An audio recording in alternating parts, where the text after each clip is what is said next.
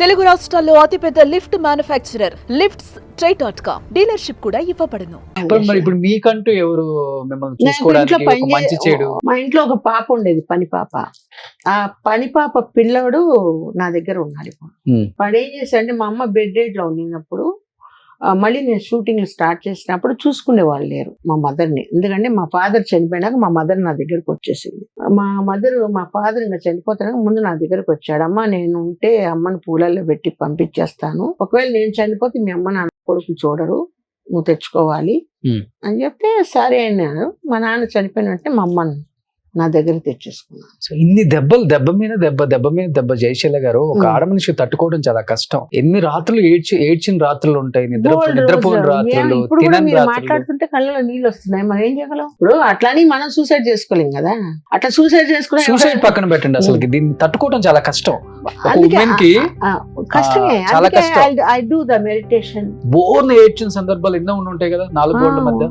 ఇంత స్టార్డమ్ ఇచ్చావు, but personal life లో మొత్తం డెఫినెట్ గా ఆడవాళ్ళని జన్మం ఎత్తితే ఏ విషయం తెలుసుకుంటే ఇప్పటికి మీకు కన్నెంబడి నీళ్ళు వచ్చాయంటే ఏమని చెప్తారు? లేదు, మా అమ్మ ఆ రోజు చదివించుంటే ఈ రోజు ఇది వచ్చిండేది కాదు కదా అని. ఒకసారి మా అమ్మ చనిపెట్టపడింది, నీకెవరు బ్రహ్మరాత రాయలేదు, రాత నేనే రాశాను, క్షమించు. అమ్మ ఆ మాట అన్నప్పుడు వస్తాయండి, కంట్రోల్ చేసుకోవాలి. నేను వైఎస్ఆర్సీపీ మీటింగ్ లో ప్రెస్ మీట్ లో ఉన్నాను, మా మదర్ ఇక్కడ చనిపోయింది చెన్నైలో. అట్లా అలా కళ్ళలోనే ఏడ్చి డ్రై అయిపోయింది ఇంకా అంతే. ఆయన చూడ్డానికి బాడీ పెద్దది కానీ మనసు మాత్రం చిన్నది, కళ్ళలో నీళ్ళు వచ్చేస్తాయి. ఎవరైనా ఏదైనా ఏడ్చేస్తాను, అన్న ఏడ్చేస్తాను, దుఃఖం చూడలేదు.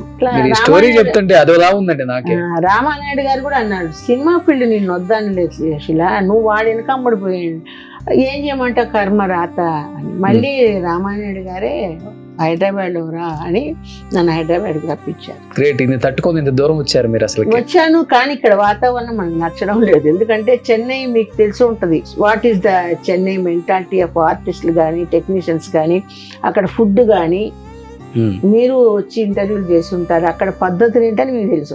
అవును. ఇక్కడ పద్ధతులు, ఇక్కడ హంగామా ఏంటని మీకు తెలుసు. ఇప్పుడు సేఫ్ ఫైనాన్షియల్ గా మీరు చాలా హ్యాపీగా ఉన్నారు, ఇబ్బంది లేదా ఉండటానికి? Up and downs.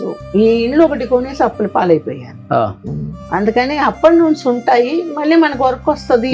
మరి సంపాదించిన ఆస్తులన్నీ 600 సినిమాలు తీశారు మీరు. అప్పుడులో వ్యాంప్ క్యారెక్టర్లకి, ఐటమ్ సాంగ్స్ కి మంచి పేమెంట్లు ఉంటాయి. రెమ్యునరేషన్ తక్కువ కదండి. రామారావు గారికి 500 అయితే మాకు ఎట్లా అండి? అప్పుడు నేను వచ్చిన కొత్తలో రామారావు రెమ్యునరేషన్ ఎంత? మీరు 82లో వచ్చారు కదా. అవును, అంతకు ముందే ఆయన రెమ్యునరేషన్ ఎంత ఫస్ట్ లో? మీరు వచ్చిన టైంకి బానే ఉన్నాయి కదా, 50,000 30,000. అప్పుడు మనకు తెలియదు కదా, నా వయసు అంతా నేనెంత. రామారావు గారితో కొన్ని ఈ రోజు నేను రామారావు ఫాలో అవుతున్నాను కాబట్టి ఇండస్ట్రీలో నాకు ఇంత చెడ్డ పేరు లేదు.